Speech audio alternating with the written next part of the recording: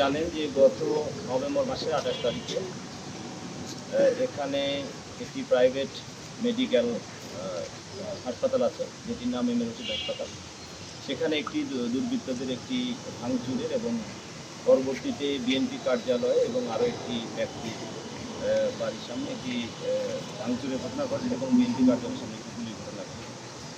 এই ঘটনাটি ওই দিন রাত 10:30টার সময় এম এ রশিদ হাসপাতালের দুজন কর্মচারী, তাদের সঙ্গে শুভ পাঠান গংদেব, তাদের সঙ্গে আরও 3-4 জন ছিল, তাদের সঙ্গে রাস্তা পারাপার নিয়ে একটি ছোট্ট বিতর্ক হয়।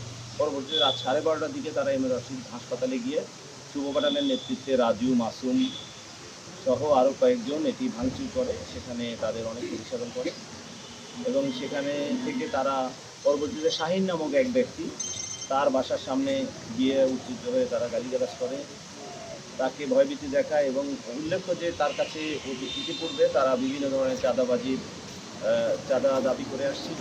সেই ঘটনা তার সঙ্গে বিভিন্ন বিষয় হয় এবং তার বাড়িতেও ভাঙচুর করা হয়।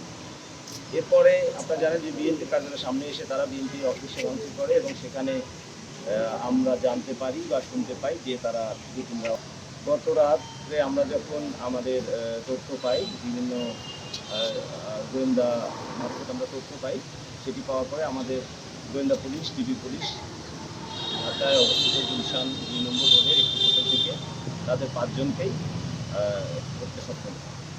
এটি মূলত ঘটনা। তো তাদের কাছ থেকে আপনারা জানেন যে আমরা অস্ত্র উদ্ধারের জন্য তাদের সঙ্গে আমরা কথা বলছি, ইন্টারোগেট করছি।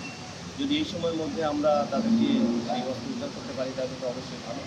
না পারলে আমরা জানি যে আমাদের একটা বাধ্যবাধকতা আছে, 24 ঘন্টার মধ্যেই কোর্টে আসামিদেরকে সাবমিট করতে হয়।